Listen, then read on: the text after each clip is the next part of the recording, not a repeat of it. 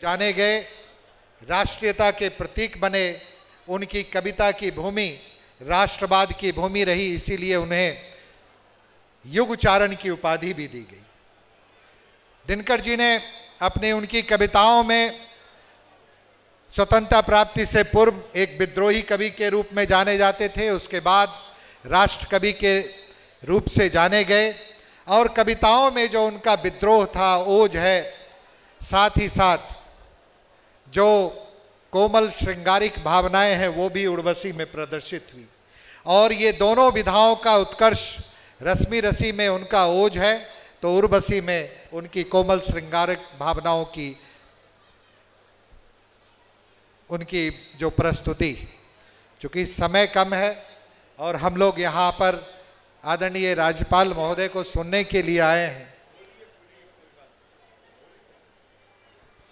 तो सबसे पहले जो दिनकर हैं, दिनकर की भूमि पे दिनकर की बात ना हो, उनकी कविताएं ना हो, तो फिर ये सारा कार्यक्रम मुझे नहीं लगता है उसकी कोई प्रासंगिकता रहेगी।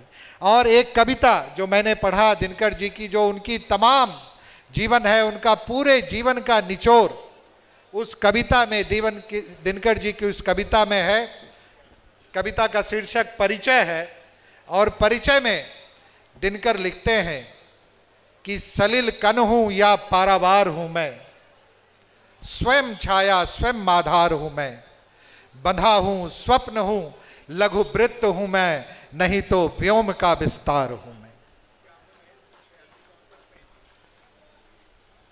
मुझे क्या गर्व हो अपनी विभा का, चिता का धूलिकण हूं छाड़ हूं मैं, पता मेरा तुझे मिट्टी कहेगी, समाज इसमें चुका 100 बार हूं मैं।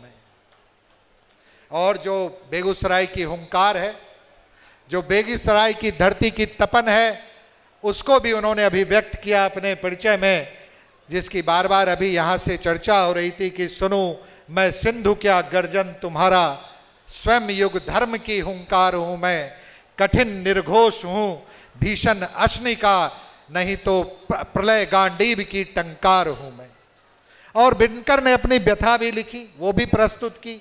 जब दिनकर को लगा कि विवशता है, दिनकर अपनी बातों को बेबाकी से कहने में, किसी भी सरकार ने उन्हें 3 बार राज्यसभा का सदस्य मनोनीत किया, भारत सरकार का हिंदी का सलाहकार उन्हें बनाया, लेकिन नेहरू जी के सामने में भी अपनी बात को कहने में वो कभी भी चूकते नहीं थे। परशुराम की परीक्षा में जब युद्ध का विराम हो गया, तब उन्होंने जिस कविता के माध्यम से सरकार को कहा कि ढीली करो धनुष की डोरी, तरकश का कस खोलो, किसने कहा युद्ध की बेला चली गई, शांति से बोलो।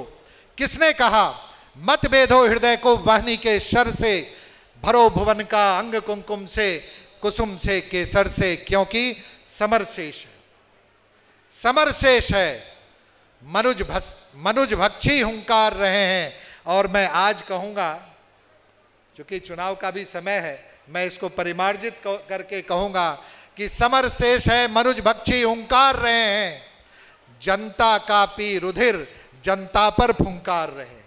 तो हमें सजग और सचेत रहने का भी उन्होंने ये संदेश दिया। राज्यपाल जी का हम लोग एक बार पुनः स्वागत करते हैं और एक बार जरूर कहेंगे कि दिनकर ने अपनी विधा कभी नहीं खोई। उनकी तमाम कविताओं में उनका जो पुरुषत्व है वो झलकता रहा।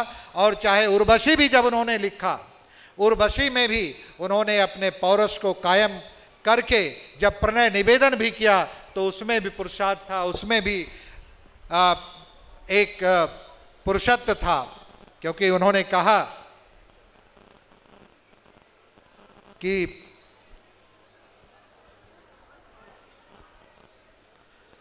उर्वशी की जो आरंभिक पंक्तियां हैं, मुझे कहने की बड़ी इच्छा है, मैं आरंभिक पंक्ति मेरे जहन से निकल रहा है अभी।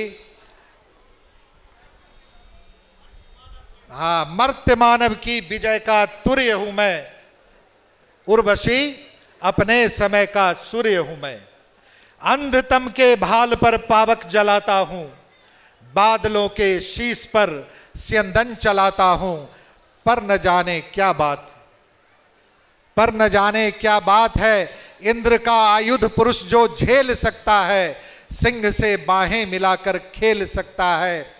रूप के आगे असहाय हो जाता, शक्ति के रहते निरुपाय हो जाता।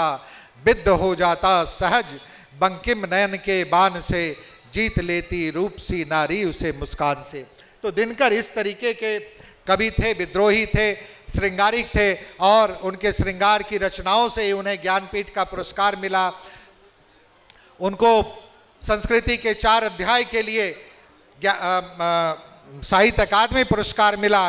और तमाम पुरस्कारों की सीमाओं में हम दिनकर को ना बांधें, वो तो मैं तो मानता हूं कि दिनकर जी को भारत रत्न निश्चित रूप से साहित्य के क्षेत्र से मिलना चाहिए। और इसकी आवाज़ हम लोग ने विधानसभा में कई बार उठाई है कि आदरणीय श्री कृष्ण बाबू को और दिनकर जी को, दोनों को भारत रत्न की उपाधि भारत की सरकार दे और इस धरती को, बेगूसराय की धरती को गौरवान्वित करे। बहुत बहुत धन्यवाद।